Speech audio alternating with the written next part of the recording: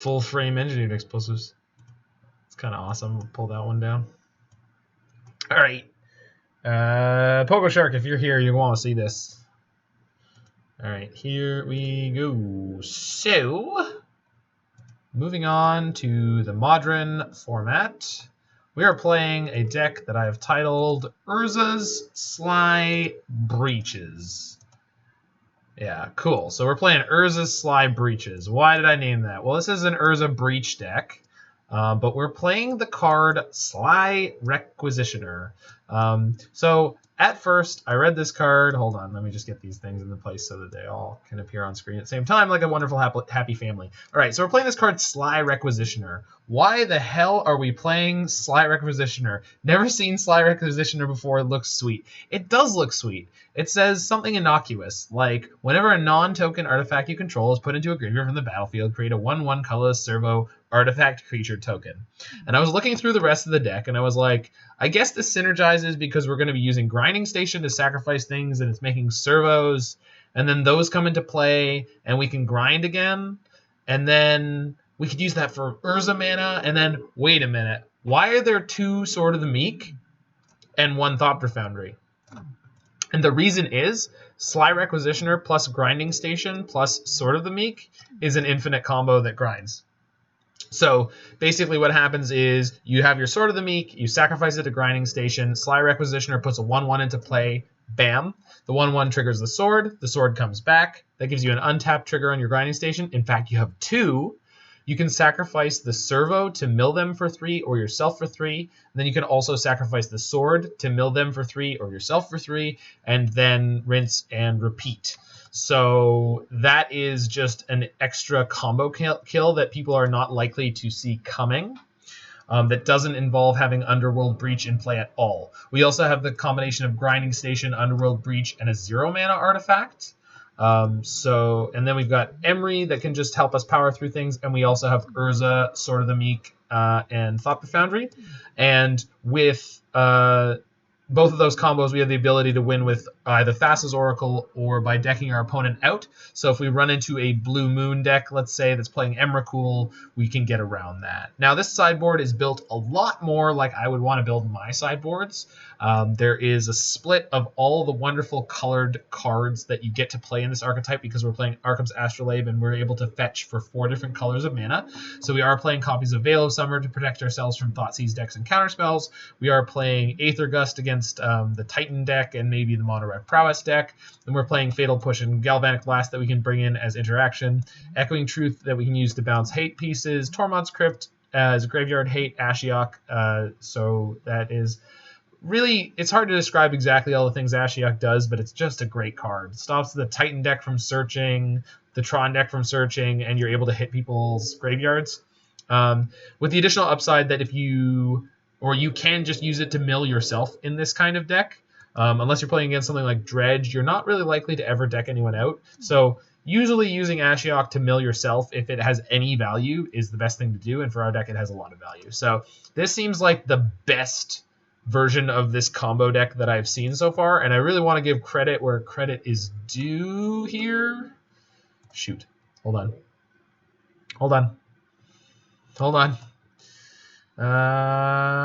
Where was my last MTG Top 8 tab? All right. History sideboard. MTG Top 8. Ryan Bennett. So this is from Ryan Bennett on MTG Top 8. I found this from the SCG Classic in Indianapolis. Made 3rd, 4th place with this, and it's just frickin' neat.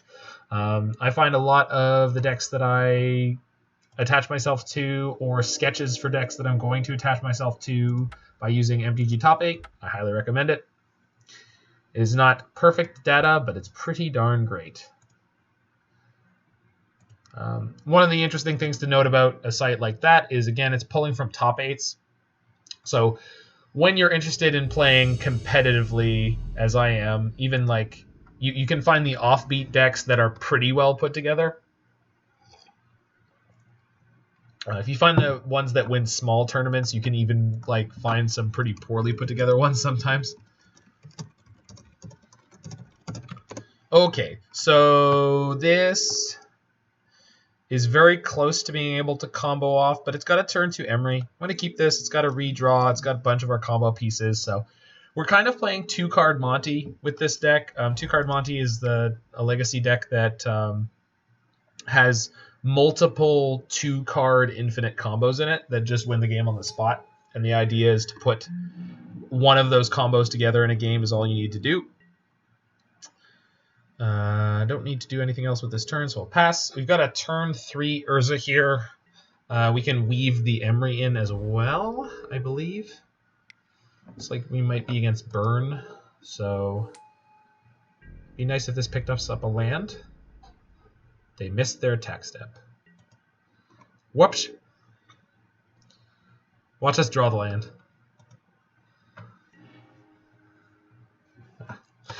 I was going to needle them if I had, but... Okay, so... Shocking Watery Grave to play Pentad Prism with 2 counters to play Emry here feels not the best. There's a decent number of the burn spells in their deck that don't go face. I think being able to play to the board reasonably fast is a good idea. The other option here is like to play Chalice on 0, and that's just not super attractive. So play that, play Prism for 2, play Emry for 1, see where this takes us. It's not really going to take us anywhere this turn, but hopefully between the Goblin Guide... Well, if the Goblin Guide doesn't give us a land, then we're not going to get a land on our draw step. So hopefully we just hit a land. I'd like to hit a land. So we milled Mox Amber, EE, Urza, and Requisitioner. This does mean if I don't draw something relevant this turn, then my next turn is going to be pretty pathetic, because all we're going to do is like play Chalice on 1. But Everflowing Chalice, not the other Chalice that would be very poor for us to play. Please draw me a card. Do it. Do it. Yes. All right, so we've got Urza at minimum, but we can do better. We still need to find Grinding Station. They pass. With Thopter Foundry. So we go Shock, play Urza. That gives us a bunch of mana. And with that bunch of mana, I can play Thopter Foundry and insulate myself from death. I think that's the way to do this. So remove a counter for blue, tap, tap, tap, Urza. Okay. I'm going to use Emry to get back this Mox Amber. If Emry gets killed, the Mox Amber still taps for mana. Chalice is basically a, what do we call it, a Mox Sapphire now, so I'm just going to cast it. And then we get to put out the Thopter Foundry, and the Thopter Foundry gives us a source of life gain, which is super. So tap this, make it black, tap that. So I can make 2 Thopters this turn, and 3 Thopters this turn, and it won't change the size of my construct, which is great. So probably just kind of won the game here, but we shall see. Underworld Breach gives your cards escape. And I think you can still improvise when you're escaping, because it just changes the... Yep. Can do the same with Chalice too. I am so sorry, Pogo Shark. I was not looking over and see all the things you were saying. Lightning Helix to the Dome, that's fine. Can do the same with Chalice 2 and filter the Chalice into Astrolabe to Emry. Yep.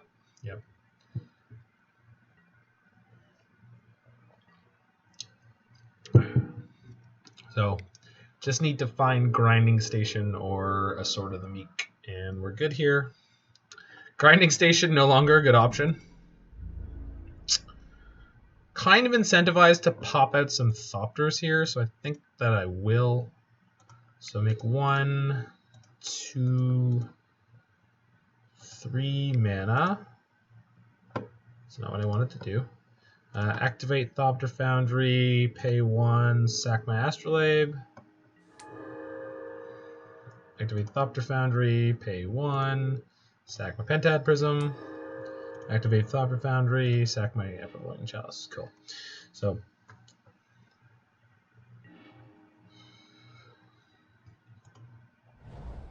Scalding Tarn, alright. I can replay Astrolabe. It will deal 2 damage to me, but I'll be able to get a card draw, and then I might be able to... I can just gain the life back by 1, so... The net seems okay on that.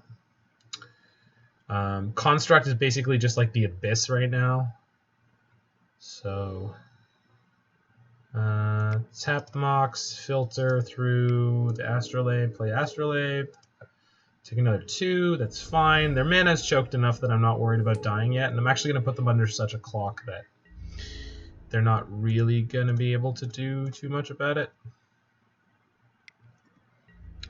So, they're going to take a big hit this turn, I would guess. Oh, they're going to block. Alright. That feels really good from my side of the things.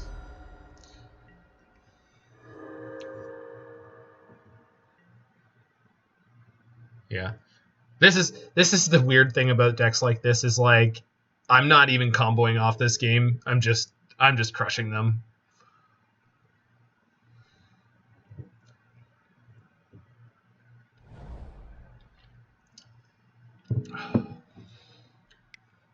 So these decks sometimes when they go in the sort of fair beatdown plan, it's still not fair. Lightning bolts to my dome. Yep. So triple bolt is the most efficient thing they could have in their hand, and that won't even kill me. I should be slightly conscious of my life total from here on out, though. I can't play the Chalice. Kicker doesn't add to the actual mana cost. So, or I can't play the Chalice without getting kicked by the Eidolon. That is 2 more bolts. So... definitely from this point forward, gonna just gain as much life as possible. So tap Thopter Foundry, tap Astrolabe, activate Foundry, pay 1, sack the Astrolabe, activate Foundry, sack the Astrolabe, activate Foundry, sack the Mox Amber. We swing for 6 plus 8. It's not lethal, but I am at 10, so...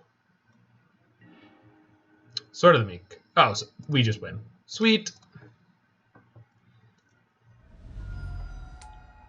Alright. So tap the sword, activate Thopter Foundry, sack the sword. Yield the trigger. Yes. Tap the sword, activate Foundry, sack the sword. Yes. Tap the sword. Did they scoop? Is that why I'm not allowed to? Ooh, no. There we go. Just some input lag. One of the downsides of combos like this is sometimes it gets limited by you clicking faster than the client lag. My opponent has apparently not had enough, so I'm just going to go up to something like 14 life here, and then they shouldn't be able to burn me out through that. And I can always just respond by comboing off afterwards. So now my swing is lethal, so they have to block. The Eidolon goes off the table, and then in theory I could play Breach and go... not completely nuts, but close to it. No, actually, I can go completely off. So there's another combo here. If you have Underworld Breach and Thopter Foundry and Urza and a 0-mana artifact. Does that work? No, it's not full. You're not fully. You don't go off fully. So Fatal Push and Galvanic Blast are coming in here, and then maybe Nature's Claim. So Nature's Claim can kill the Eidolon. You can also use it to kill one of your artifacts to gain 4 life, if you have to. Could also bring in Aether Gust. Aether Gust being a 2-mana spell, I'm not super excited about it. And then the question is, what do we trim? So I feel like trimming one of our combos entirely is probably not the best idea, but then how do you trim pieces? Emry did not particularly good work there, and is very likely to die. So I think maybe Emry can come out here. Then maybe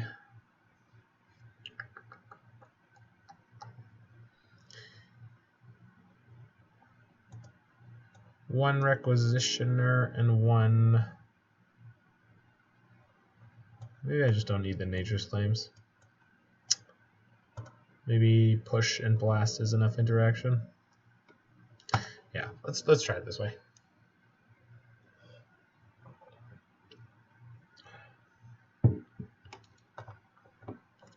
No, I really. All right.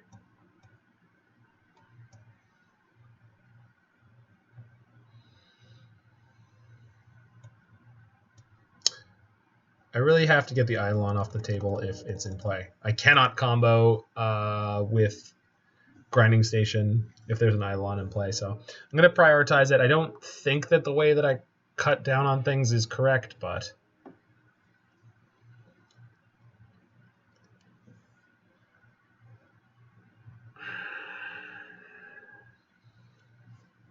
I guess I can change my dashboard thing, see if we can get people in here to watch Grinding Stations.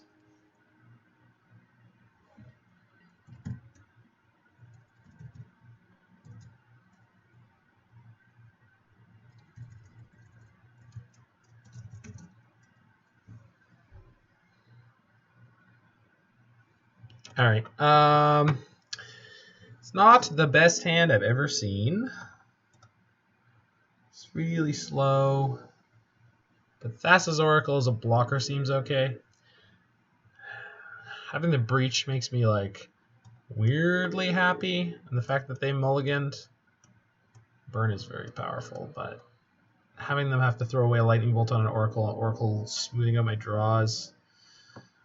Yeah, I'm going to keep this. It's not great, but I'm going to have faith that this deck is going to pull us into things that we need.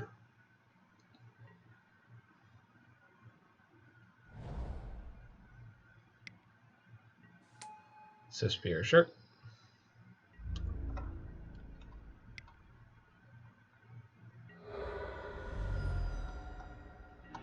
So Grave.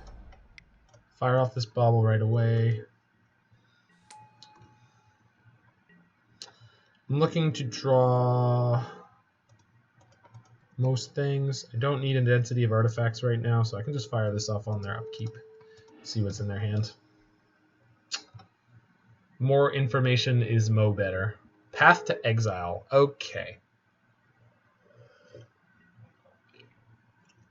So I'm going to give them the Thassa's Oracle that they can target with that. Boros Charm? Sure. It's taking 6 this turn. But then I'm presenting them with a blocker for days. Might incentivize them to path it. We shall see. We shall see. Getting donked. Donk. Draw 2. Nice. Alright. Just firing off Thassa's Oracle here for show. Not for practice, just for show. Thassa's Oracle getting exiled is like not the best thing in the world. I'm going to put the Bauble on top. But on the flip side, it means that, what do I want to say? Words. I can still just have a grinding station loop with Sly Requisitioner and Sword that will kill them.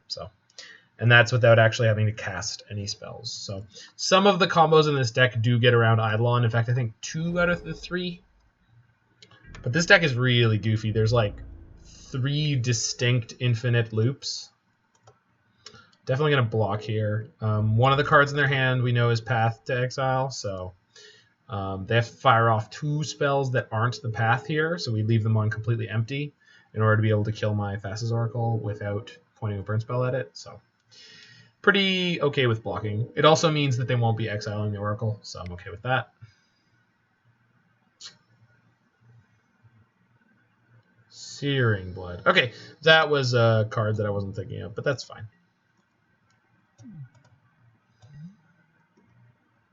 This doesn't exile, so deals 2 damage. Then when this creature dies, I get basically shocked. No, lightning bolted. I take 3, but that's fine.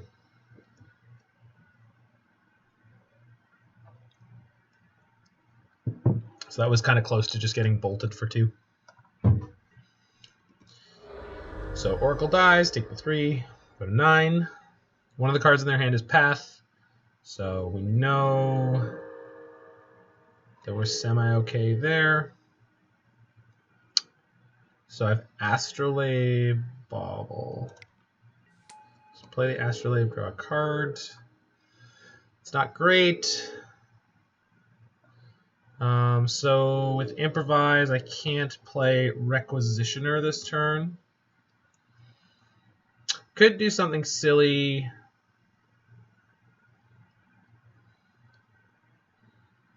Like play Breach and then use all the cards in my graveyard to play, or exile all the cards in my graveyard to play the Mishra's Bauble, but I think we just have to pray that we get another turn. Which is not where we want to be. We drew like non-stop lands this game, which is obviously not great.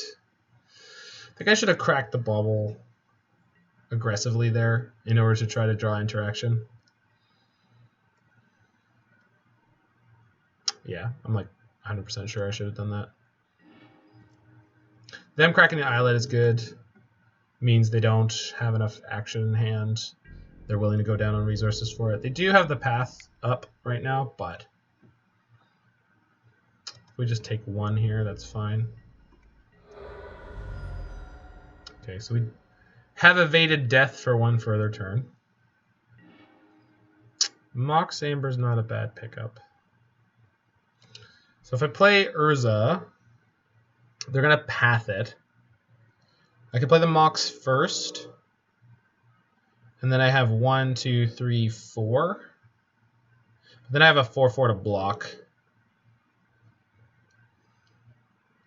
So I go to 7, and then I have a 4/4.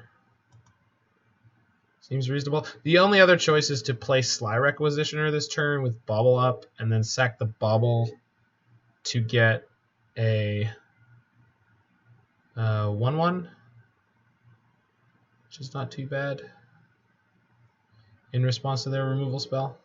I think Urza is better. The downside of this is it puts us to 7, so Boros Charm Bolt finishes us off. But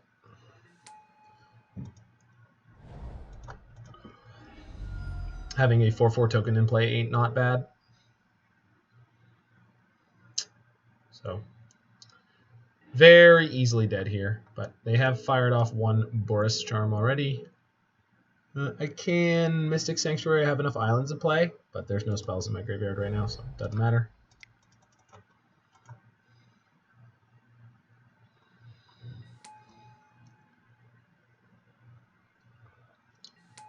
They should Path in response to that.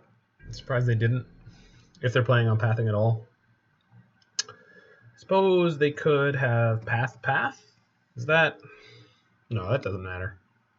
Hopefully they do have Path. If they have to Path my Construct, I'm a pretty happy camper. This is not the worst thing there could have been. I should have fetched something that wasn't a basic island. No, I have a basic swamp, thank goodness. It's no basic, but that's no basic swamp. That is Snow Basic Swamp. Sorry, I don't have any upkeep effects.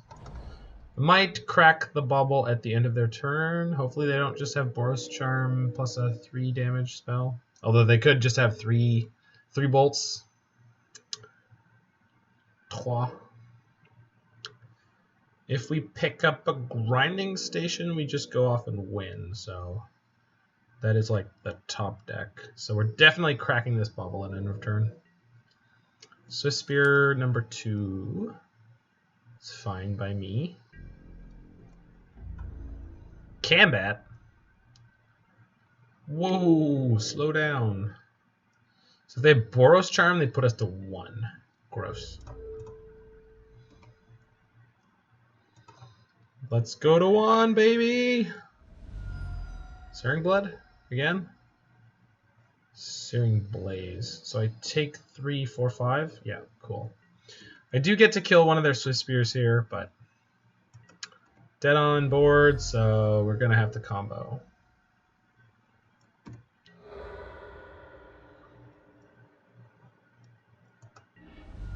Cool. And then end of turn Bauble. So I have to combo this turn or die trying. Thopter Foundry, Sly Requisitioner, Breach. Is that enough? I think it might be. Alright. So once I have Thopter Foundry in play... No, it's not.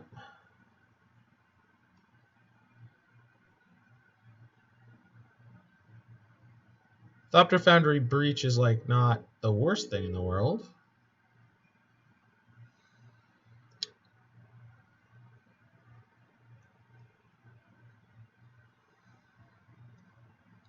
Okay, so I can play my Misty. I don't have to sacrifice it yet.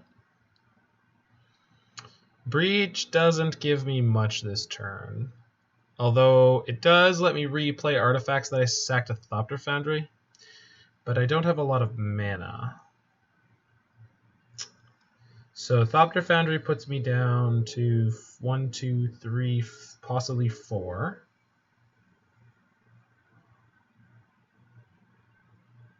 Thopter Foundry is something I'm definitely playing this turn.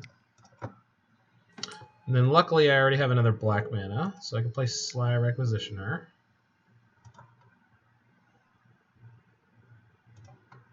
And I can improvise these two at least. If I improvise the Astrolabe, I'm saying I'm not going to be using it for...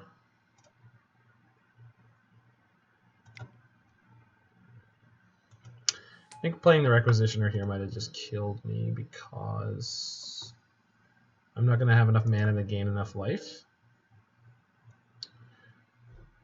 Certainly can't play the Breach now. Yeah, I think I just killed myself. I think playing the Requisitioner was wrong. So pay 1, sack my Mox Amber, get a token, gain a life. I could sack my land and go up 1 more, but yeah. I should have just gone for Thopter Foundry and then gain the maximum amount of life, make the maximum amount of Thopters. Putting myself to 3 here was not useful. There's too many live draws in their deck that just kill us now. I mean, on the plus side, if they have like Eidolon plus nothing, I have an out. But which is cast EE for 4 mana and 2 colors, and then pop it. Think we're just gonna die? Searing Blaze? No, Searing Blaze won't kill me. They don't have a land drop, it won't. EE on 0, you play Sly with 2 mana up, but alas. Well, Goblin Guide means we're not necessarily dead.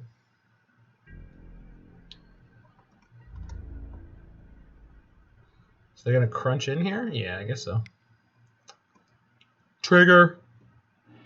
Also, how you doing, Cave Dan? Top of the evening. Galvanic Blast on top is not the end of the world. So, I think Just go 1/1 here.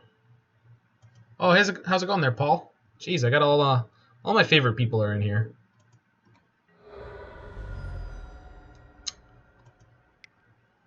All right, we dead?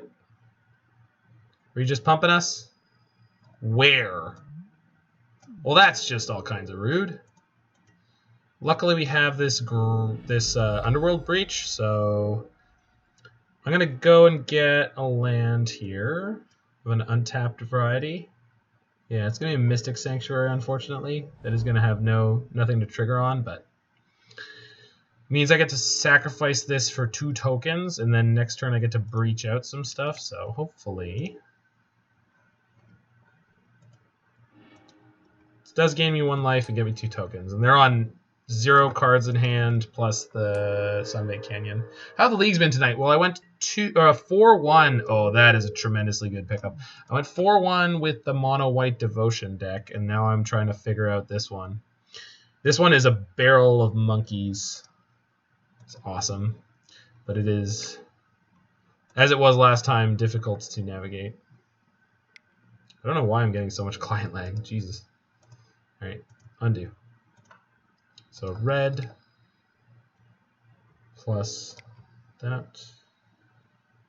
So yeah, play the breach.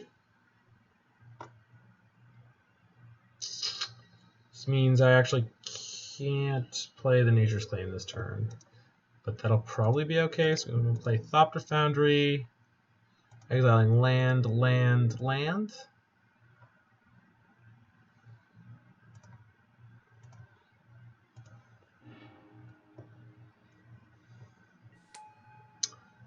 Then I can play EE for 0.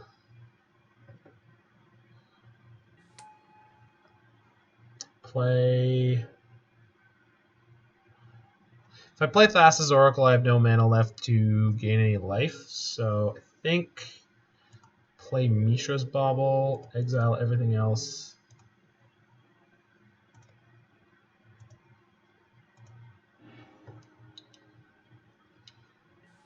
And then we Thopter Foundry, sack the EE.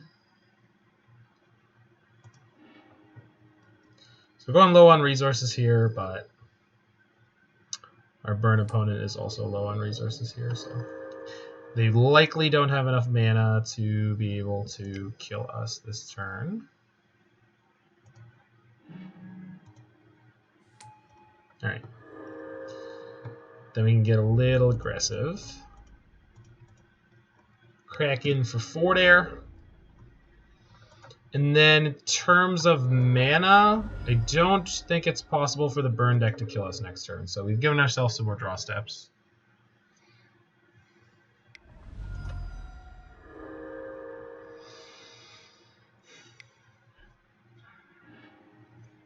Yep, crack canyon, not surprised. Hopefully they brick a little bit. They were playing Wear Tear, though, which is nice, because it means they weren't playing Smash to Smithereens, which destroys artifacts and gains them life.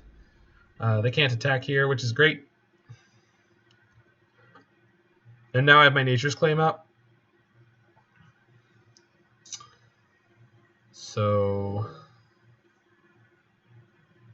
seems like our fair plan might be able to get us through this one.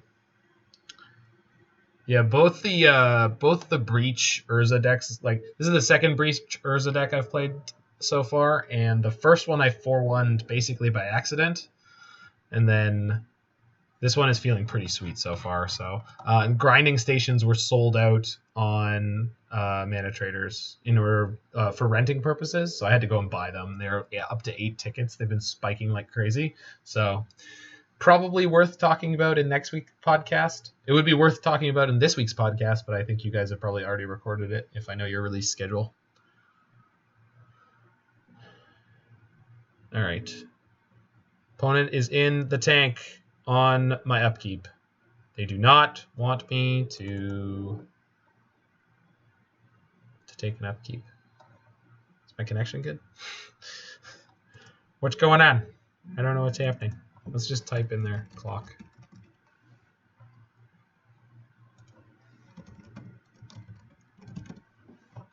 What's happening?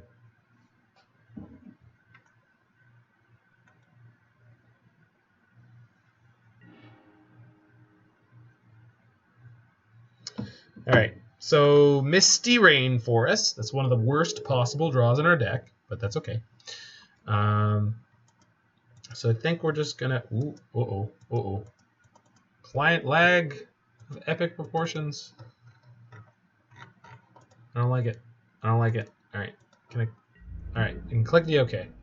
Attack with 3 Thopters, and then I can attack with my Requisitioner, but I don't really want to give up a combo piece right now.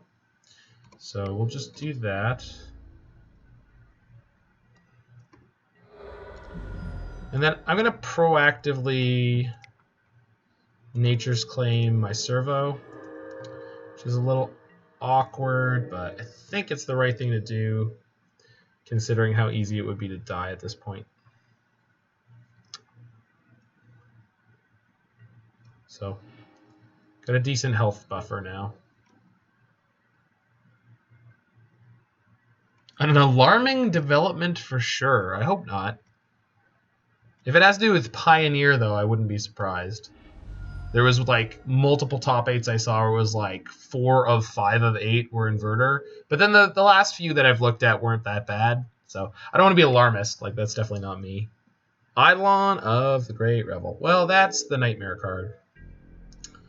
So they kind of have good attacks here. I wonder if they will take advantage. They did not. That's fine. Gonna Thopter Foundry my last Astrolabe. Oh yeah, they definitely didn't have good attacks. I keep forgetting. Man, this card is so sweet. This card is so sweet. Definitely don't want to play this Mishra's Bauble. I might, because it gives me... So I take 2, I get a Thopter, and I gain 1. So basically I take 1 for this Bauble. And the question is being at 6 functionally different from being at 7? It is, so I'm just gonna leave it. The Grinding Breach deck. Yeah, it's sweet, but also yikes. Yeah. I haven't seen like an overwhelming number of results coming out with it, but it definitely is sweet, but yikes. When I was on the last time I was playing this deck, I showed up on the Asian Avenger. Oh, look, Speak of the Devil. Okay, so Grinding Station's on top of my deck, so if I can cast it without dying, I will win the game? No, I don't have a Sword of the Meek. Okay, so do I sack my Thopter Foundry to make this combat a complete blowout? I don't think so. I think we go block, block, and then, yeah. So, definitely get to kill Goblin Guide here. Swift Spear sticks around. It's the first one I've seen with Sly Requisitioner. Me too. So I do a lot of trawling through MTG Top 8 to look for sweet decks to play. The deck tech at the beginning of this stream mentions the name of the player who piloted this to some level of success at an SCG Open. They made 3rd, 4th, and I think that's the highest I've ever seen Urza Breach perform. So this is scary looking to me. I think this deck looks very, very impressive. So I think my game plan here is to chump block with Requisitioner plus a Thopter here, put the 5th Thopter in the air, and just hopefully kill them. And I don't know if it's possible for them to do anything about it. So this has been probably one of the tightest games I've ever played against Burn. Definitely got a little bit lucky, but this deck has not comboed yet, and it looks like we're going to win our first match against Burn, just kind of being resilient. Although I will say in both games we naturally drew the Thopter Foundry, so that was a stroke of luck because there's only 1 in the deck. So yeah, Dan, I was if you ever look back on it, the Sly Requisitioner allows you to go off with Grinding Station plus Sword of the Meek. and then it just adds a lot of value to a lot of the other sort of things that you have happening.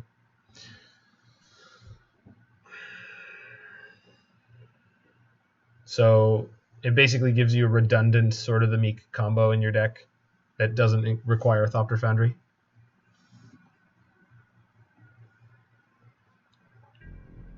And opponent tank, tank, tank, tank, tank. Okay, that attack makes a lot of sense if they understand the situation they're now in. If they have Bolt Charm here, I'm just done for. So I can't, there's no way to play around that, so I'm just going to sack. And, okay, so I gain my life there. So now that option's out. So I'm going to go Sly Requisitioner. Requisitioner blocks Eidolon. Servo blocks Swiss Spear. And this way, if they have 2 burn spells in their hand, they can't kill 2 Thopters and protect themselves from death. Because I have 5 and they're at 3.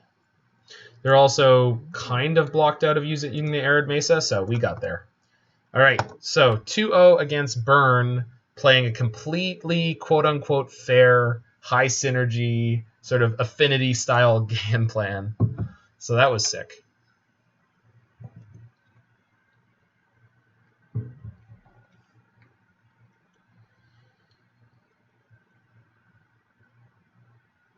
Yeah, I've seen the Scrap Trawler one.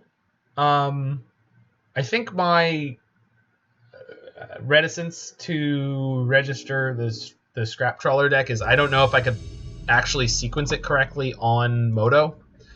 I guess in paper maybe it works. I'm not sure if there's a Scrap Trawler loop that works, but yeah, Requisitioner was very impressive just there, and the theoretical output of the card is very high. I'm gonna keep this on the draw. It's not great, but it's got some redraws.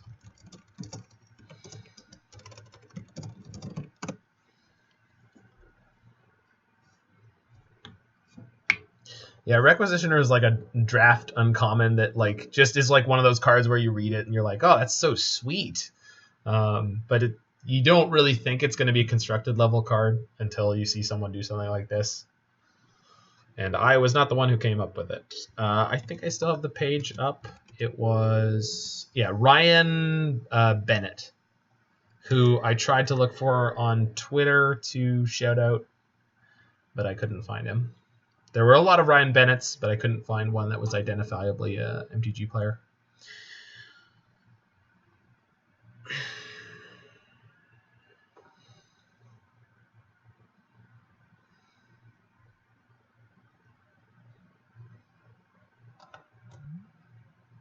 Man, look at Erebos. He just looks so happy. I assume that's Erebos, just popping out. Just all covered in lava, like he's James Woods.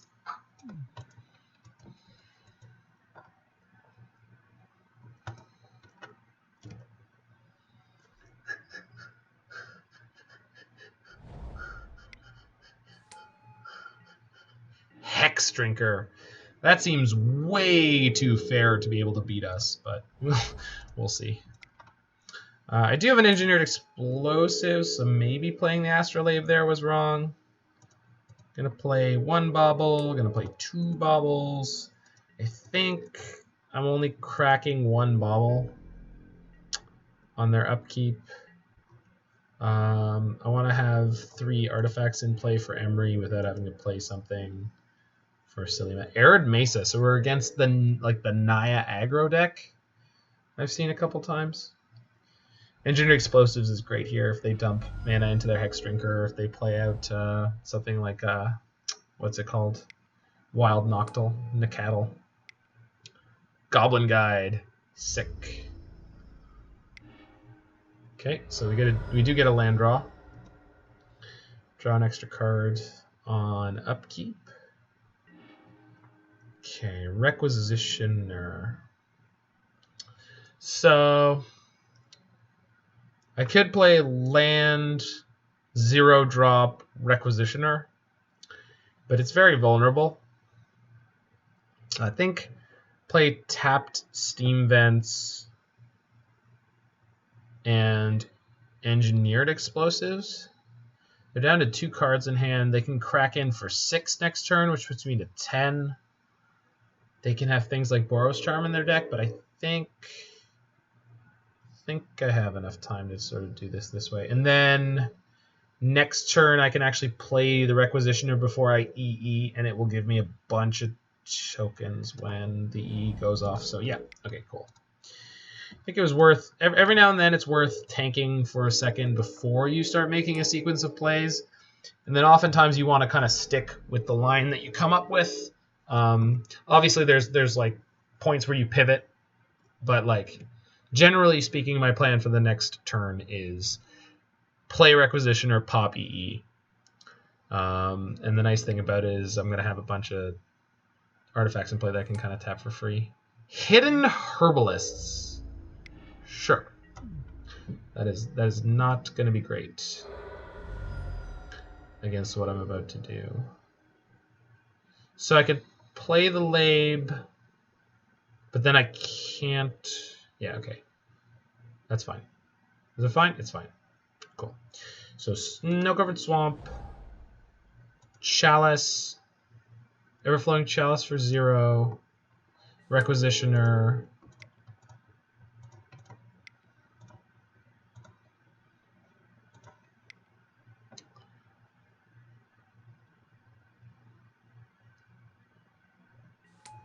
then pop my EE. Bam. So I lose 2 artifacts here, get 2 servos, and wipe half their board. Let's call it. Let's be fair. Half their board. We're at 12 against a like hyper aggro deck, so I think we're in good shape. And they missed a land drop already, so definitely doing alrighty here. I do love a combo deck that just has a reasonable fair plan. I mean, I don't really like combo decks in general, but having a combo deck with a reasonable fair plan is alrighty. Cave Dan, did you make the deck I'm against here? Because this seems like all the kind of nonsense that would have a Pelt Collector in it. I think I throw these 2 in front of the Hidden Herbalist, just kill it and take the least damage. I believe the only reason I want to keep those servos around particularly is if I drew an Urza, which I didn't. Cool. So now I can play a second Requisitioner and then crack my Bauble and get 2 servos. That's looking like it'll put the game out of reach for them. I don't like cracking any number of fetches at all against them, but live and let die, I suppose. Oh, that's not a black source. So I got a filter for black, so I think I just screwed myself out of being able to play this Requisitioner and then pop the Bauble afterwards. Yes. I can still play the Requisitioner, though. And pop the Bauble. It just means I get 1 less servo. So, not going to dwell on it. When you make mistakes, you just move on. Move it on over. Move it on over. Move it on over. Shisha. Pocket Sand. Those Narnum Renegades have Death Touch, and they're putting 1 card in hand. I think I just want to take this and go to 7.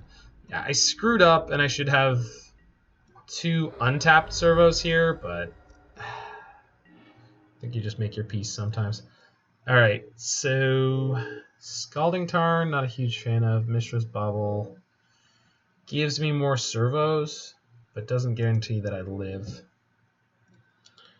I could put a bunch of servos into play this turn.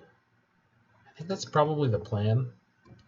Like, and by a bunch, I mean like a gratuitous number. So I'm going to attack with these creatures. Put them to 9. Play Bauble. Okay, sack the Bauble. Let's see what's on top of their deck. Make 2 tokens.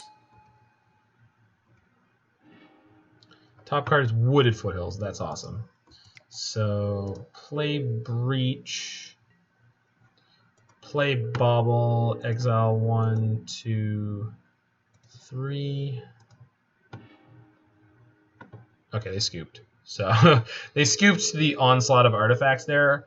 They weren't actually dead to any kind of combo, but I was going to draw 3 cards and put 6 servos into play, which I guess is, in terms of being a fair plan, was just gonna kind of wreck them.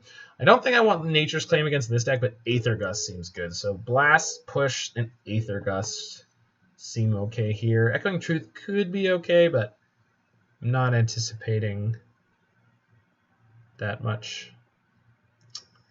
I think what I would want to know if I was smarter at this deck is what kind of hate am I anticipating? I think this is another matchup where I want to board out Emry's, but like I can't make a good argument for that, which makes me think that it's wrong. I don't know that that means it is wrong. I'm just saying not having a good argument for it doesn't feel great. So Emry isn't actually a particular combo piece. She does help us get combo pieces back. I just feel like they're so likely to have ways to remove Emry, especially after game 1 and they got completely wrecked by the Sly Requisitioner. Feels like they will have a way to deal with that. So charging on into game 2, match 2. Feeling pretty good about this deck so far. So this is not a great hand, obviously. However, it has an Engineered Explosives. Engineered Explosives kept us in that last game thoroughly. But 5 lands is just... No, this is too much. Yeah. This is not good, but it has Astrolabe into interaction, and I get to drop one of the Urzas. I'm not thrilled about it. If I had my choice, I would definitely want something better than this, but it has stuff to do at a reasonable pace. And there's a Scalding Tarn, so gonna be okay-ish. Hey, look, I was literally about to say the words like what I would like off the top as a second piece of interaction. Should have said it faster. Bolts and Tarka's commands, that's about it. These spells don't have a lot of spells. Yeah, the reason I want Gust is it hits creatures. I don't particularly need it. Like, it hits permanents, and being able to hit permanents has a lot of value, usually, to me, in my experience. Like, they play a creature, and they have to wait a turn to attack with it, and then you Gust it, and they're like, oh, well, yeah. Suppose losing tempo is a thing that could happen. We're getting an island here. So here we get the fun tension moment of like, I want to kill the Thalia before it hits me, but if they have a second Thalia in their hand, I don't mind that being stranded for now. So I might push the Wild Nacatl just because I don't really have a plan for this turn. And maybe this is teetering to disaster, but we'll see. So push the Nacatl, take 2, keep myself at a reasonable 14, and then see where we end up. This also means I keep the second Fatal Push for like a more powerful threat, in theory. Obviously, Thalia is a big deal for this deck, but Burning Tree Emissary, yep, they could get a lot of stuff into play with that. Wild Nacatl, sure. No red 1-drop. That's not a good draw. Okay, so I definitely want to kill the Thalia because if I push it and then I draw a fetch land, I can play Breach and Breach a Fatal Push, which actually might be a line that we need to make to get through the early game. We did bottom an Urza, although we shuffled afterwards, but we bottomed an Urza earlier and we picked up a third one essentially this game, so that doesn't feel great. But we were on the draw against the aggro deck and we did beat Burn, involved a small chunk of luck, so definitely seems fair to get beat up by this Naya savagery. Wild Noctil is so awesome. If only it had lightsabers.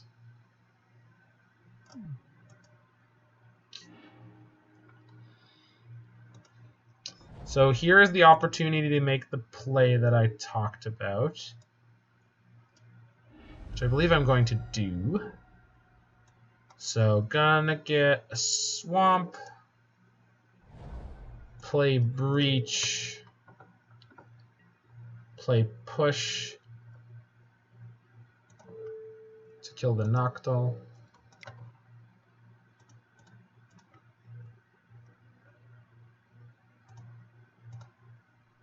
Okay, the cattle. Nah, cattle, man. Nah. I like the Emry better than Gust since their creatures are so cheap. Yeah, I think having seen 0 bolts, but I guess I haven't played anything for them to bolt. Yeah. Yeah, I think you might be right on that. Well, there's a bolt, but... And Bushwhacker, or yeah, it's a Bushwhacker. Yeah, it's possible that you're right, Dan. And Emry is quite powerful, like just generally speaking. It's something that they have to take time off of playing aggressive creatures in the early game to kill, and it eats up removal that would be pointed at my Sly Requisitioner if I have both in the hand. So I can see the argument. Feel like I could trim on some combo elements, but I just don't understand the deck well enough to want to do that yet. Sort of the Meek was rotting in my hand all game, so I feel like just cut one for an Emry. I don't know if it was which one, which is one of those things that you, in theory, could test in paper. Yeah, even if it eats a bulge, you get something exactly. And then, yeah. No, Emry, I don't underestimate Emry at all. Emry's very powerful. It's just when I'm looking at the deck, it's like the least essential part in terms of being part of any combo, but it's just such a high synergy piece, generally speaking. I think this hand is pretty good. It's got turn 3 Urza plus sword. So... And it can get better than that real quick. Got an Astrolabe as a redraw. In the previous list, Trim Stations is probably the right thing to do for the next time. Yeah. I think Trimming Stations is probably the right thing to do for the next time. Definitely if I was registering this deck for an event, I would want to take a lot more time to figure out, like, okay, in aggro-ish matchups, what is the most / least essential. Real close to having a turn 1 Emry there, but couldn't have it. In the previous league, when I played against the Asian Avenger, I believe I had turn 1 Emry, turn 2 Urza in one game, which was just, like, gross. This deck. The Mox Amber, Emry, Urza decks are a level of gross that we have seen fairly recently, but I don't think people thought we would see again so soon. Okay, so I need something that isn't blue. Because I got the Astrolabe, I'm going to go Snow-Covered Swamp. Play Pentad Prism. Use the Prism to play Emry.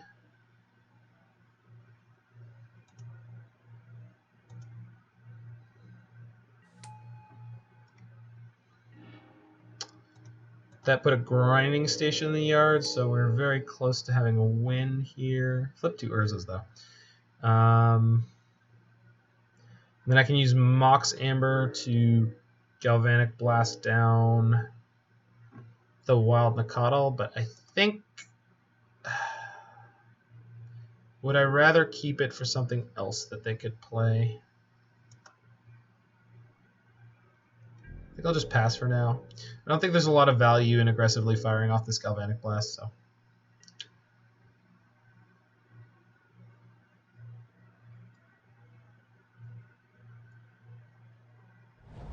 Alright. So, Arid Mesa. Mesa means table. No blocks. Definitely don't want to chump block with Emry on turn 2.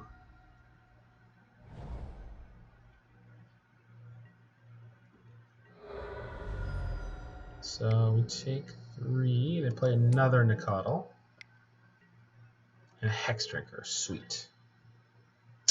So I think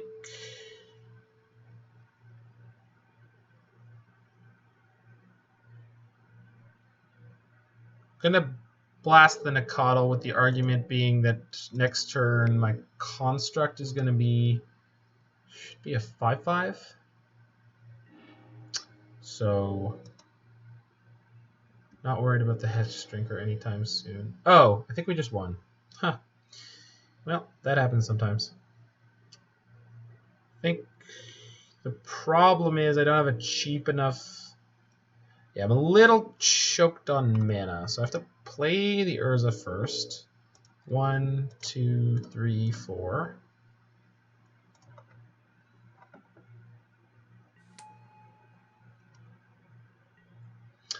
And then I have 1, 2, filter, Thopter Foundry. I can tap the Foundry to sack the Mox Amber.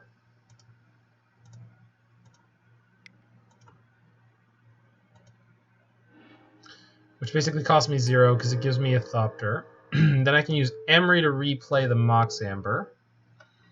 Yeah, okay, we got there. Neat. Then I'm going to use Mox Amber and Thopter to play Sword, and we win. Yep. Huzzah! Victory. So the deck that is playing 1 copy of Thopter Foundry and 2 copies of Sword, but I trimmed 1, we naturally drew it and just won that match. So do not take this as an example of what this deck is supposed to be doing, but it definitely can.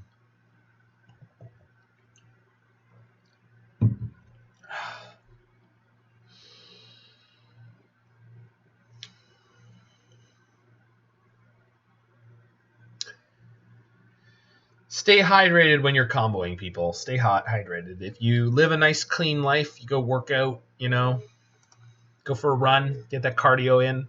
I know it sucks. Make sure you do leg day, and you too can top deck things like that. Just top deck your combo pieces and win. It's not hard, people. People like to pretend Magic is difficult and complicated.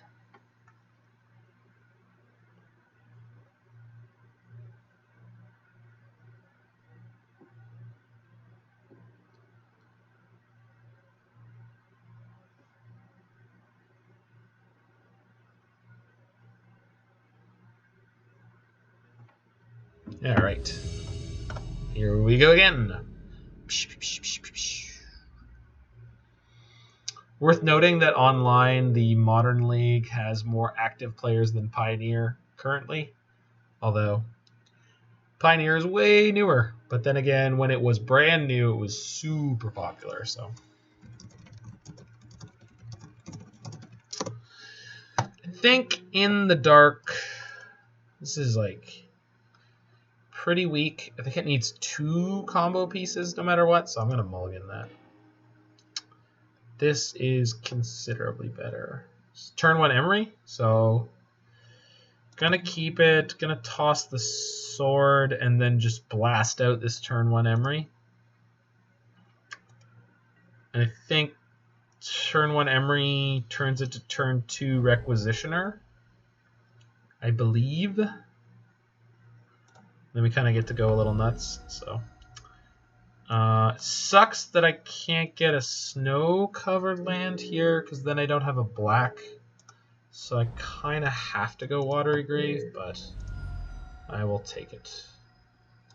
EE on 0, Bauble on 0. That's right, I didn't lean into my Bauble. So yeah, I can Requisitioner next turn. It does mean I end up with 2 tapped Baubles, but it sets me up for a much more explosive next turn. Please do not let this be Neo Shoal.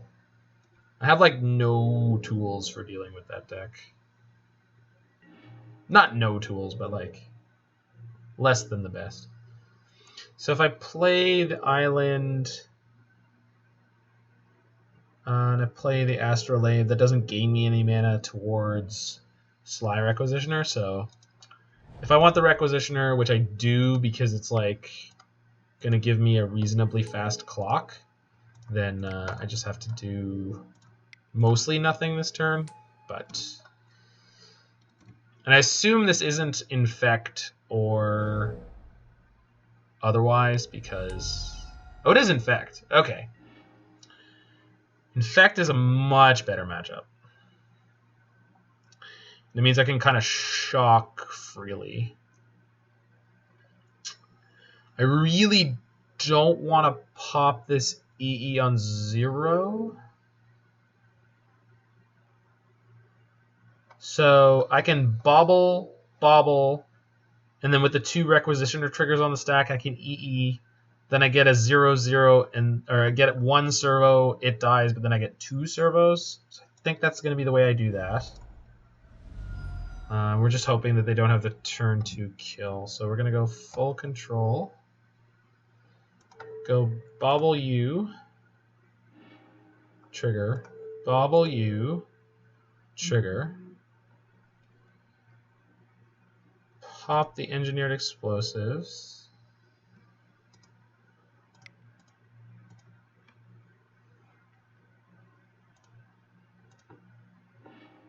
Cool. Get a servo. Servo dies. Get a servo. Look at the top. Forest. Get a servo. Look at the top. Forest. Use Emry on Astrolabe. And then hopefully we can draw 1 more mana for next turn. That's like what I'm really looking for here. Second Requisitioner's like not so great here. So hopefully they just don't have the kill combo here. I think my Requisitioner could have attacked there, so that's me being goofy. Also, if we hit Grindings to scale up, so they might just have to kill here. We do get to bring in a lot of interaction in the board. Yeah, might. Okay, we just died. So dying to Infect, it happens. Yep.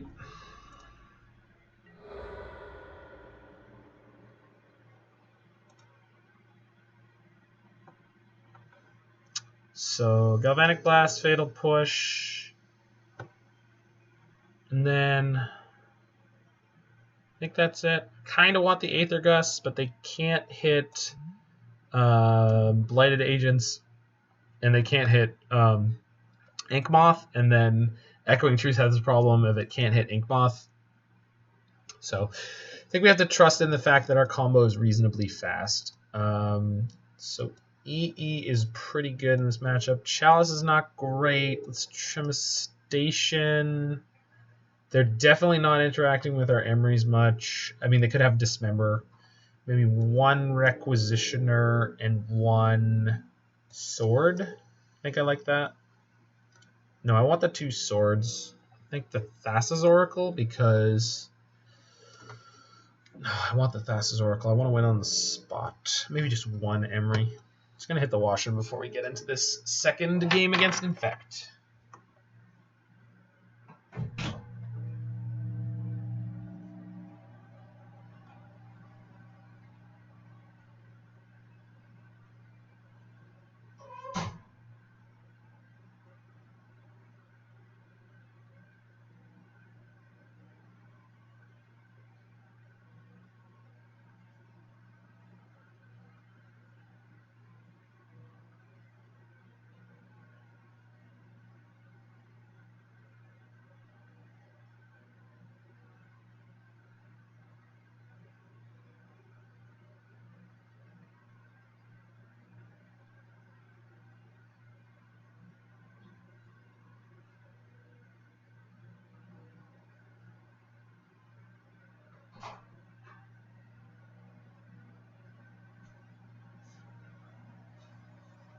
Okie dokie.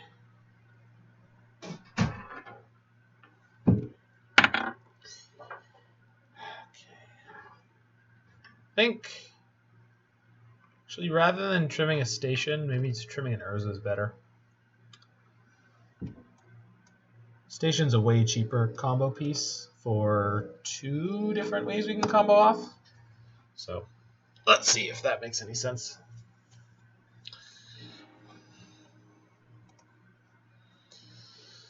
This is a pretty alright hand. It's missing interaction. It's missing particular combo pieces, but it has a lot of redraws. It's got a lot of good resources. So against Infect, sometimes you just gotta play your plan, hope for the best.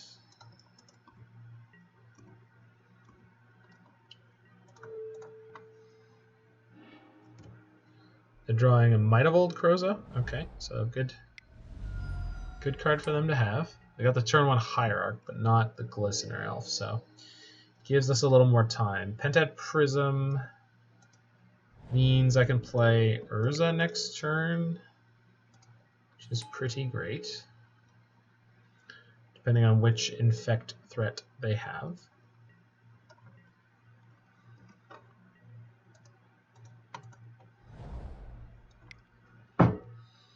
Glistener, sure.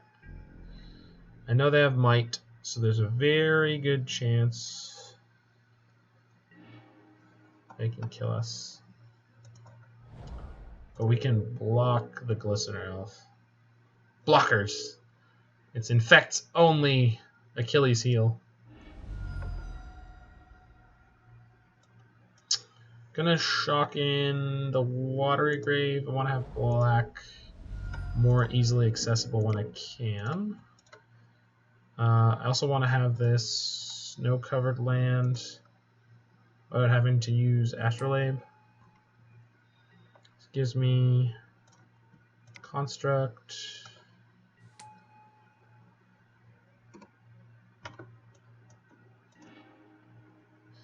Gives me Grinding Stations, or almost there on one of the combos. Grinding Station gives me a free mana when it comes into play, which is super weird.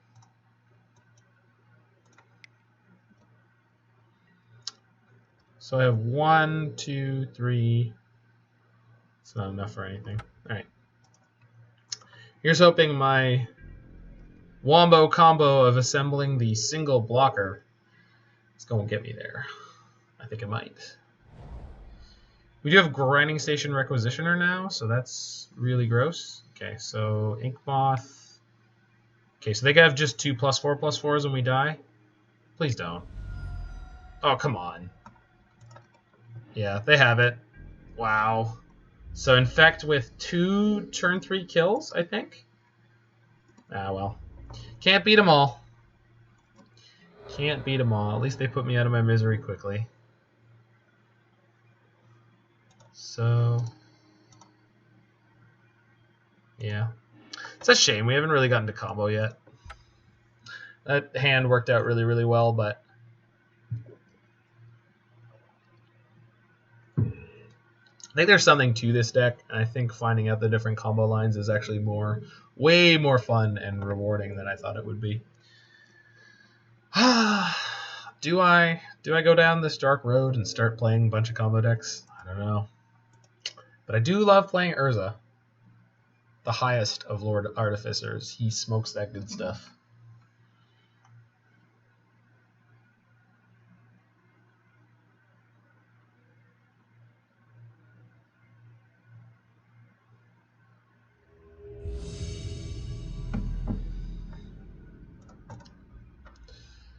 All right, rocking into match number 4. Doop bop.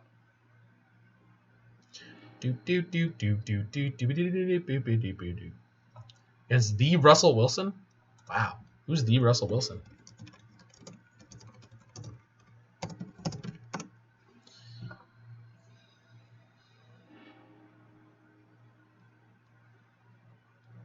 Hard to turn down a turn 1 Emry.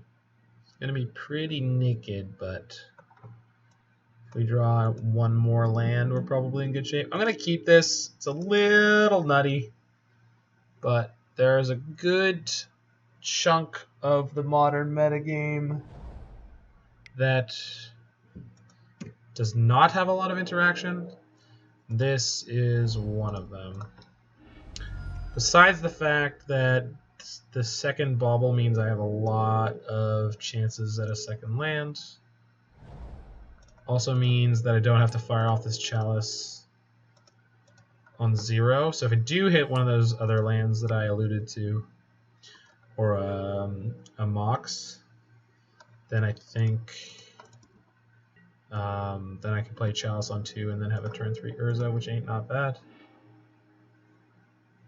Bauble. Bauble again. Okay, so the same Lightning Bolt was on their deck, top of their deck twice. That seems unfair. I think it should have changed. I think they should be forced to draw a different card. Manamorphose. Well, that's... Emry is going to eat a bolt. Poor Emry. About to bolt. Lava Dart. They darted me. And they cast Light up the stage? That's greedy. Not killing an Emry when you have the chance. Alright, so... suppose it does set them up a lot better to like actually try to win the game with the game plan that their deck has. So I think play Chalice here, cast with multi-kicker. Just one'll do. And then I can bobble their draw again. See what's up, what's going on. I said, hey, yeah. Lava Spike. So they've got Lava Spike and Lightning Bolt. So if they have a Swift Spear, they're going to be able to do all kinds of damage, but...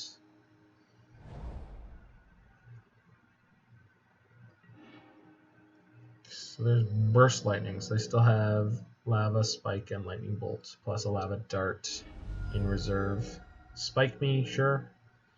Cool. They do have Lightning Bolt plus Flashback available, so they can kill my Urza, who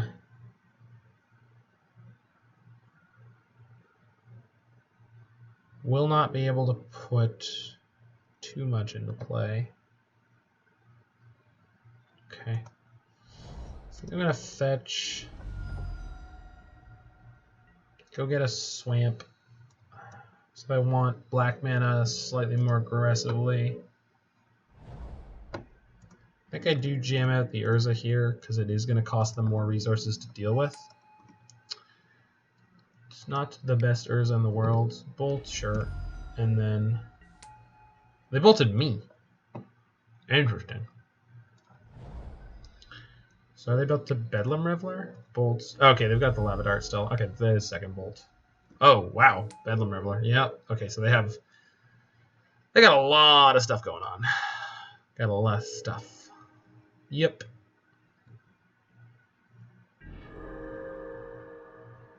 Prowess deck doing powerful Prowess deck things. Backup Urza. Yeah, that's something. So this time I can cast Urza, leave up a black, cast Thopter Foundry. Seems good. So I like it. I love it. I would like some more of it. Just a touch though. I'm driving. There we go. Okay, and then I can sack Chalice if I want, if I need for chump blocking Thopter. They are out of Lava Spike or Lava Darts, and they scooped. Huh. I didn't have a Sword of the Meek in my yard, but I guess some people know when they're overwhelmed. Okay, this is the matchup where I definitely do want Aether Gust. I think Galvanic Blast is actually less good. It's a lot of time like super risky to fire off at their prowess creatures. I think Trimming Thassa's Oracle in this matchup is fine because they don't have an alternate win condition against infinite life. So if I do start comboing off, I'm either going to mill them out entirely, or I could mill myself into the infinite life combo most of the time. Is that true? No, I think I want to keep the Oracle.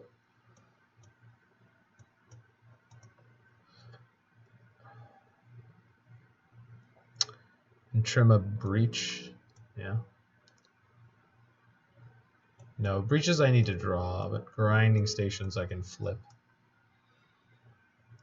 And then maybe Requisitioner because it dies quite easily to removal.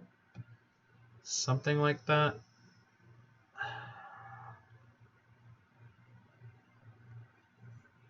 Those Engineered Explosives isn't actually that good against them. I cut 2 Grinding Stations there by accident, so didn't mean to do that.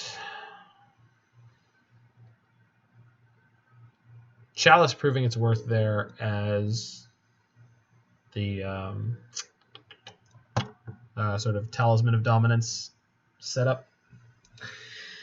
In previous games, it's been a good Mox Sapphire, but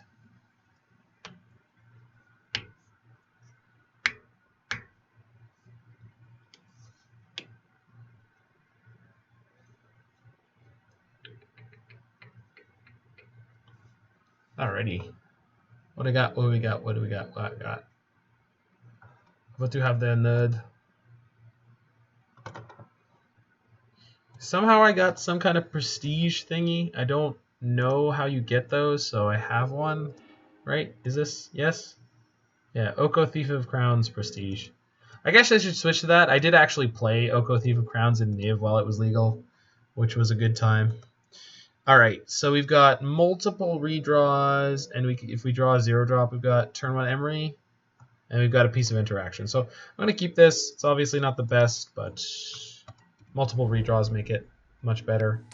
If we want, we can just slow roll into turn 2 Emry on a single land. So let's see what we got. We're going to fire off this Astrolabe. If we draw land, I'm going to be real happy. I did. So just going to sit tight. Multiple Grinding Stations is not the best, but I will take it. Morphos. That's a very good draw.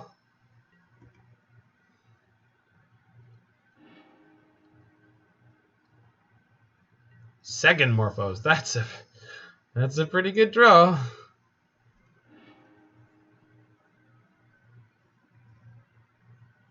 Rocket fuel, you say? But what are its applications? Lava Spike, sure. So we're at 12. We're at, jeez, 8? Good lord. So I think I'm just priced into holding up this Aether Gust. So that's what I'm gonna do. I can upkeep Bauble them. Play Emry for 2 next turn. What's on the top of their deck? Crash Through. Yeah, that's fine. Anything that incentivizes them to set themselves up for getting blown out with this Aether Gust makes me a hap. A hap. Bolt me short. So this is looking lethal. So here's hoping it's about not to be. So gonna get the basic swamp. Sure. And then gust that bad girl. Taylor Swift Spear, you get out of here. Nobody wants to hear your work. Quote unquote work.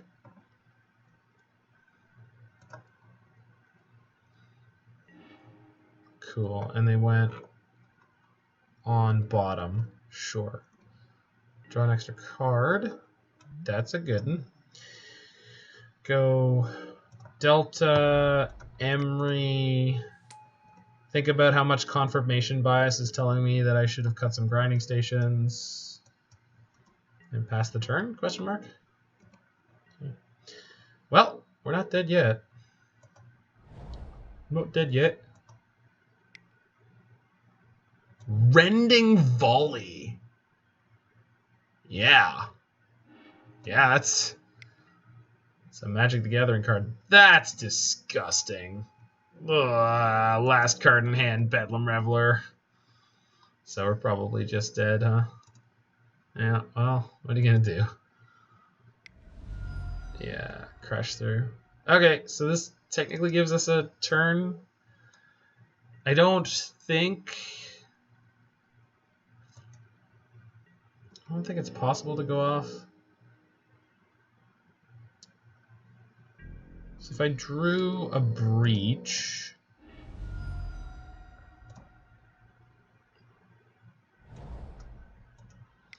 I could cast the breach, cast the Mox Opal out of my Mox Amber out of my yard, cast the Emry out of my yard. I didn't do it anyway, so I think we're just dead. We're just dead. Can't go fast enough. Interesting to note. I mean, I don't know about interesting, but worth noting that had we been on the play in that game, it would have played out quite differently. That big all-in on the Swift Spear on turn 2, we could have blown it out. But I did trim on Grinding Station. We still got completely clogged. It drew literally all of them. I think, even though I spoke ill of Galvanic Blast, it might be worth having. Although I don't really know how I trim more on stuff. I guess Sword and a Breach, something like that. It's feeling a little sketchy, but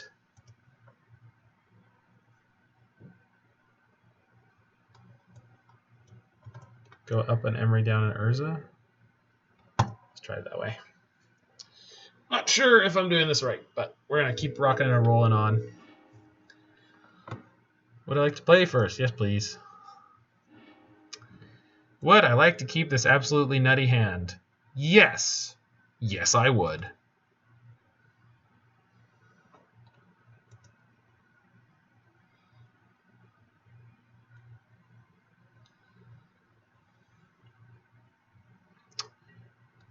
It can quickly become pretty mediocre, but I think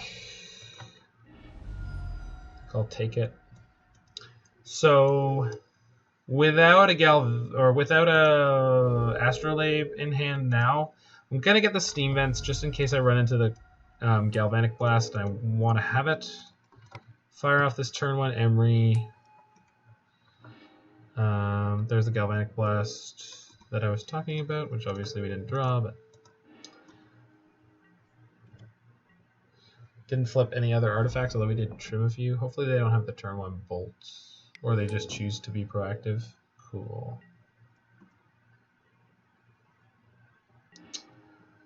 That's a fairly unfortunate draw. It means my turn here is just like play this Bauble and pass the turn and Bauble them. Next turn we can get a Requisitioner into play, which is not the best. Okay, so they have an Islet and they have a Reveler.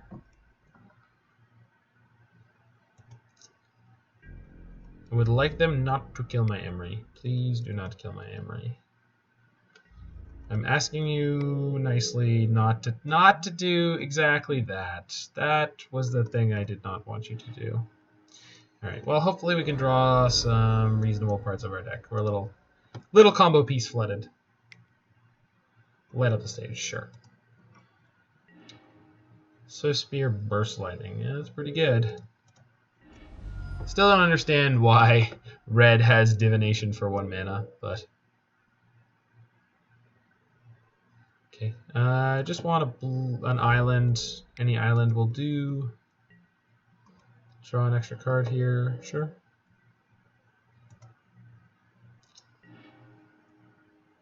That's really, really bad. That's amazingly bad. I can't play anything from my hand now. Whew, this one did not work out well. Synergy deck falling apart at the seams here. We didn't really run into way too much interaction or anything like that. It's just been a bit of a rough draw.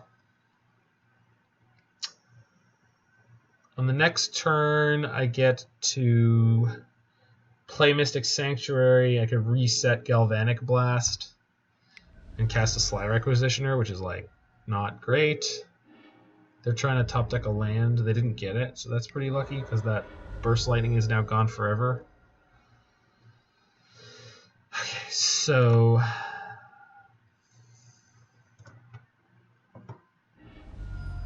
fetch to 9. This is just so close. I can't even push beforehand. Play a second Mox Amber and get a Servo, which is probably worth doing. So we go Mystic Sanctuary, put the Galvanic Blast on top, yes. Then cast Sly Requisitioner. And exploit some game rules. Cool. So they have a Bedlam Reveler in their hand, but they have 6 cards, so they're not likely to be able to fire it up and crash through again. Alright, no land. No land. No land. Playing an 18 land deck. You're not going to hit it. You're completely, totally not going to hit it. Don't do it. Don't hit a land. You wouldn't do that to me. Drawing a land here? That'd be ridiculous. Lava Spike. Yeah, that's pretty good. So I have to block here. I think I have to block the maximum amount. Going to 3. I don't know that I can draw enough cards to start comboing, but I can wipe their board, which feels okay, I guess. But it's not.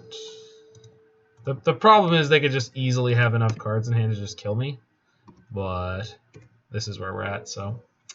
Bit of an unfortunate games 2 and 3, just really flooded on combo pieces, and yeah, couldn't do anything about that. So we dropped to 2 and 2. We got one more match to go, but it has been an exciting league. The lines in this deck are very, very complicated, so at least learning it is kind of fun.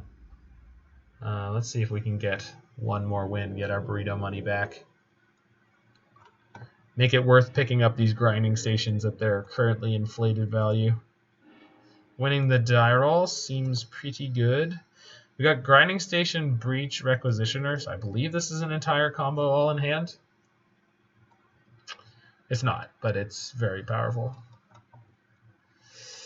It would be very easy to draw nothing worthwhile and just die. I think I'm supposed to mulligan this. This is better.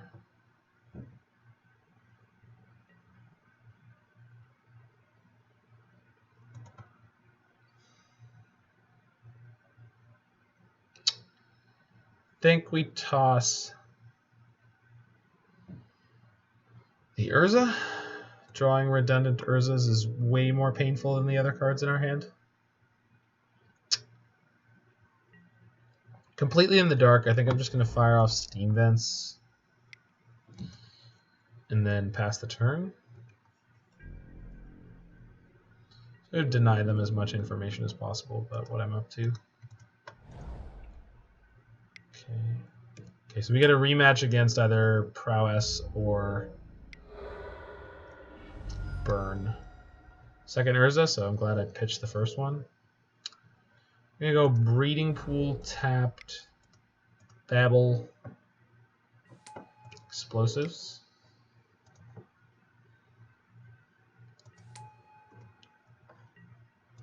Stop on their upkeep and draw a card. Or look at their card and set up my Bauble. Mountain. Alright. Well, there it is. Is it the same one I revealed? It's not. Okay. Are we going to see 2 Manamorphoses again? Please? No? Okay, Lava Spike. Light up a stage. Goodness gracious. Oh, that deck is so good.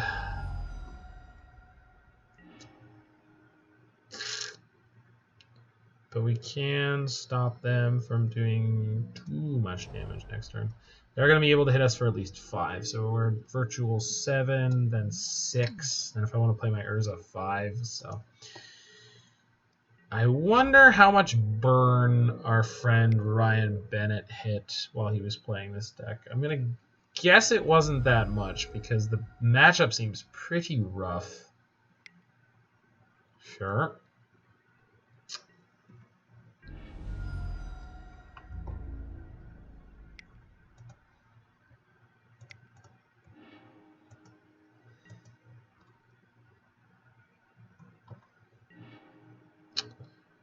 Thassa's Oracle.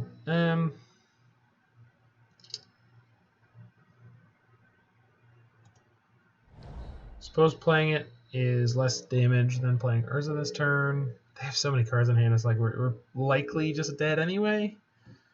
But I suppose we're less dead if we stay at 7.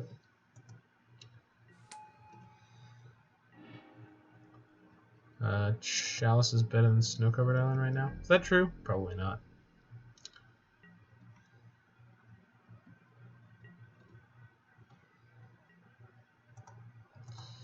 Alright, so whatever they've got is what they've got. They have 4 mana. Steamkin. Okay. Soy Spear. Okay. It's not too bad. Lightning Bolt. And then we take 2. Cool. So we have this next turn to try to go off, or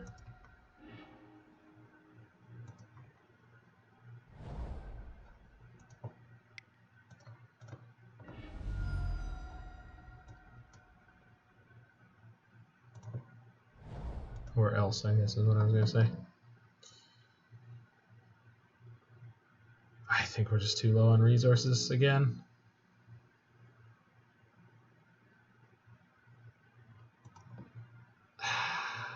So tough. Urza's not gonna do it. If I draw another mana source, maybe. Man, that makes it look like it's so close, but it's not.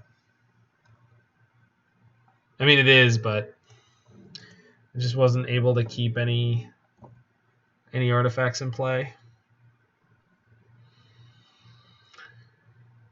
They're down to 1 card in hand, so theoretically, Urza blocks Swift Spear, Token blocks Steamkin, and we can live. And that doesn't really give away too much more information than what they've seen. So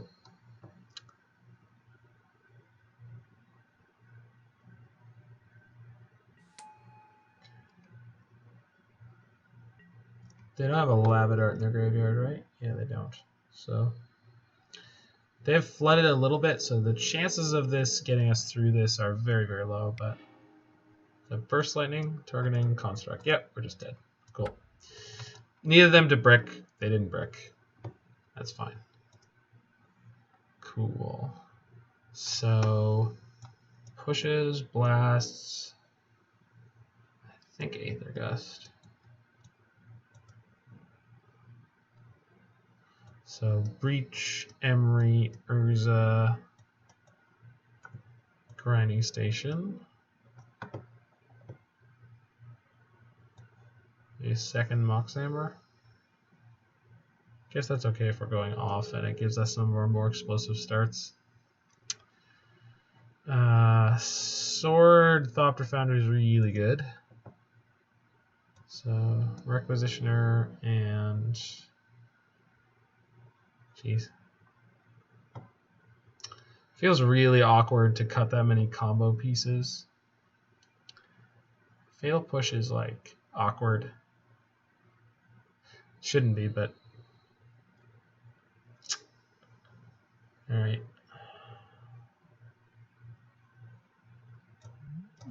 Oracle's not really done its thing so far. I think it's mostly in there for when you're grinding yourself to go for the combo kill. So we will try it in this formation. Would I like to play first? Yes, please.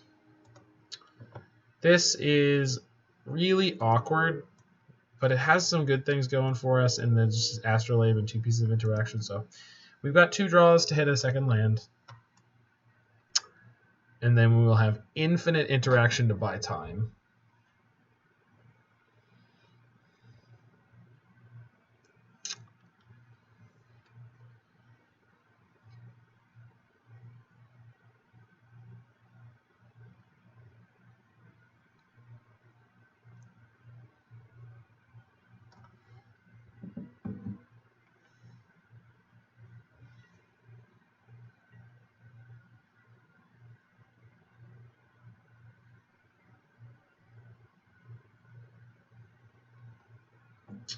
Alright, so island, Labe, do it. Land. Draw the land. Do it now. It's not a land. It's cool. It's a cool deck. We've got one more. One more draw at this land. I'm going to go ahead and blame the fact that I didn't wish my opponent good luck. Have fun. Hey, look. There's the land. I'm just going to leave up maximum amount of interaction. This also means I can fetch a tap land to fix my colors a little bit more. I'm going to get the Watery Grave because the only red card in the deck is Galvanic Blast, I believe. And Breach, but I don't normally need those on the same turn. Okay, so someone wants to turn on their light up the stage, which I would prefer that you didn't get that for free. So get out of here. Get out of here, nerd.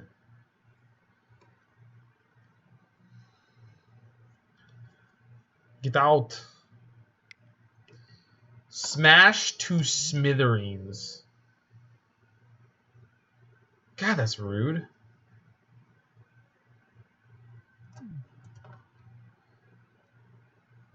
I mean, yeah, it's fine. Alright.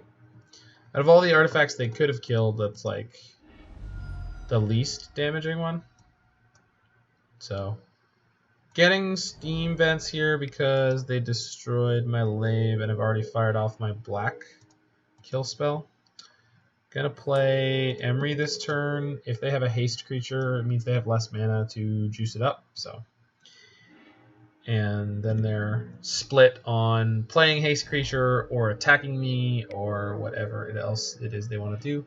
Manamorphose to start is fine if they don't have a creature in play. I really don't care. Bone Crusher, well, that's a pain in the butt. Hit a land though, so we're gonna be okay for now. I'm gonna upkeep Bauble them. So I would like to draw more things.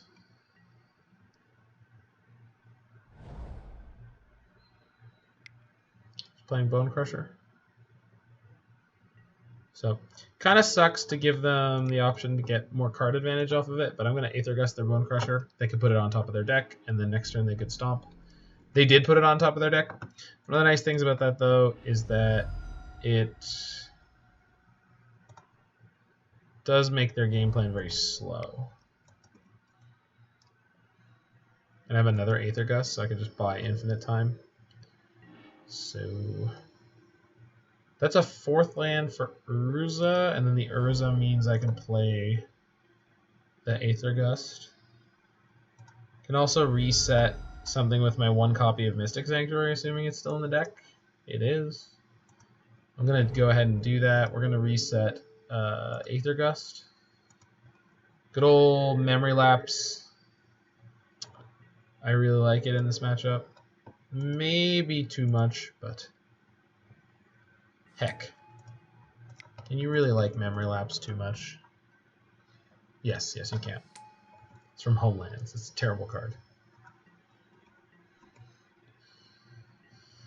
But I think it's one of, like, what, 3 acceptable cards from Homelands, so it passes a low bar, like me. Do you stamp my construct? Stamp it. Stamp it now.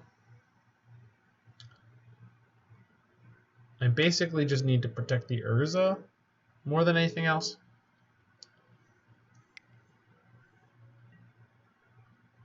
Stomp the construct.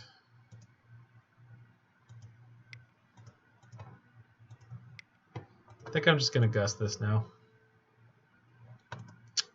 Depending on the rest of their hand, it is very possible they can't kill Urza or do anything else. So goes on top. I have another Aether Gust. So if they can't kill Urza this turn, it means they won't kill Urza next turn. Light up the stage hard cast, exiling the Bone Crusher and the Mountain. That's pretty sweet. Well done, opponent. So this means they can cast the Bone Crusher from exile, but I have the Aether Gust again, so that's pretty good. I guess I should not have attacked with the Construct. I should have spun Urza first, because if I hit an artifact or a land, then I would be able to still cast the Aether Gust, but we're here now, so gonna live with it. Breach off the top would be insane with the game state we've gotten to. There's a lot of artifacts in my graveyard. Okay, gonna fire off a Gust again. Hopefully, as I said before, they don't have another way to solve this. They didn't hit one with the light up the stage because they hit the Bone Crusher plus a mountain. Put it on top again. Okay, so I'd love to hit an artifact. That's like kind of an artifact. So tap Chalice, activate Urza. There's an artifact. Sick. It's gonna draw me a card too. It's one of the best things to hit. Okay, and then Grinding Station. I'm not sure if it's broken or if it's actually supposed to work like this, but I think Grinding Station enters the battlefield, triggers itself. So Grinding Station costs 2 and actually gives you 2 mana, which is really goofy. So play Emry. Look, it's instant board presence. And it comes in 3 different colors: blue, black, and for a limited time, red. Order now, and you might be able to pre-order when we expand this into green. But only for Veil of Summer. It's Bedlam Reveler. Very expensive Bedlam Reveler. You kicked. Burst Lightning. I guess I deserve it. Oh! And then the Stomp. So I'm down to very few resources here. Okay, but so are they. So we're going to crack in with my Construct. They're going to play Bone Crusher next turn, assuming that they can't get my Construct off the battlefield. It's actually going to end them pretty quickly, so... And I have a Galvanic Blast for when they play Bone Crusher. Why does this happen every single game this match? Brutal. Brutal, brutal, brutal. I couldn't keep my Emry in play. Like, oof. Woof. Just tough. Tough breaks all around. Okay, they're tapped down. I'm gonna fire off the Galvanic Blast on Bedlam Reveler. I can turn on a Fatal Push anytime I want. God, and then we had to top deck a land there. It had to be a land. There was no way we were gonna draw some gas. If we do hit a breach, we'll be kind of in business, so... But... we gotta do it. Gotta top deck that breach. Or an Urza, or... EE's like... not the worst. So I'm going to play this on 3.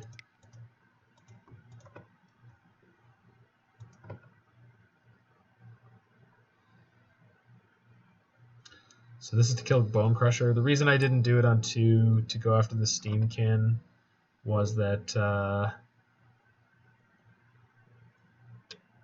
I don't I can do this. My brain works. I don't want to kill my grinding station. Do I want to activate it at all? No, I don't want to sacrifice any artifacts right now. Okay. And then my deck is thin enough that I feel like fetching is statistically relevant. And the construct being a 5/5 or a 4/4 once the engineered explosive sacks means it actually takes them a decent amount of resources to get through it. And I'm at 13, so second Steamkin. All right, that's okay from my perspective. Manamorphose, less okay from my perspective. Not thrilled to see that.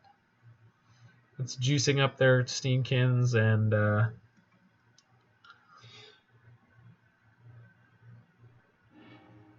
gotta get a breach.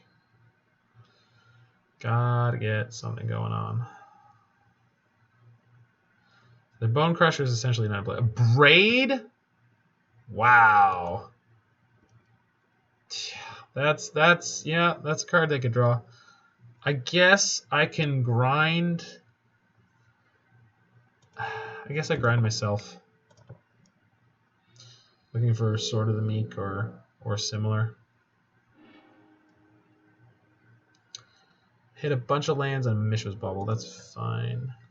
Okay. So there's a good chance we're taking 4 this turn. That's not too bad. So pop my explosives on 3. Skadoosh. Yeah, go to 9.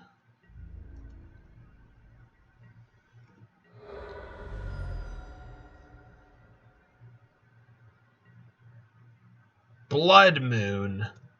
Gross. It's actually not that bad, but still gross. Okay. So he shrunk their Steamkin a little bit for that, so. Breach? Oh, come on. Oh, this deck just crapped out entirely. I actually don't think we managed to combo, like, at all. I Thopter Sword comboed once, but, like, whole league we didn't get to combo interestingly once. And this is exactly 8 damage. Gosh darn it. Alright, so rough end to an exciting deck. And let's just pop back into this to see if we're going to get anywhere with that. Nope. More lands. Lands all the way down. 2 turns of the breach. So 2 and 3 in total. Yeah, we won the first 2. Felt really good. Then we ran into like just super speedy and slightly more lucky players. Overall, it felt odd, but definitely there's something here. And I think it's a very, very powerful deck. Just need to figure out. I think part of it was how I was sideboarding, as I was taking out too much of the engine pieces for interaction a lot of the time. And that's definitely something that you would want to learn if you wanted to take this deck into a tournament. Definitely not ready to do so myself, but I might jam it a few more times, try to figure it out. That is it for tonight for me. Thank you everyone out there in the wonderful Twitch world for checking this out. If you check this out on YouTube, I've got lots of other videos. I go live 4 or 5 times a week, usually from 8 o'clock p.m. to midnight, Monday through Thursday. So you can check out the Mana Simple channel here. Check out all the videos on YouTube. Tweet at me on the Twitter or whatever.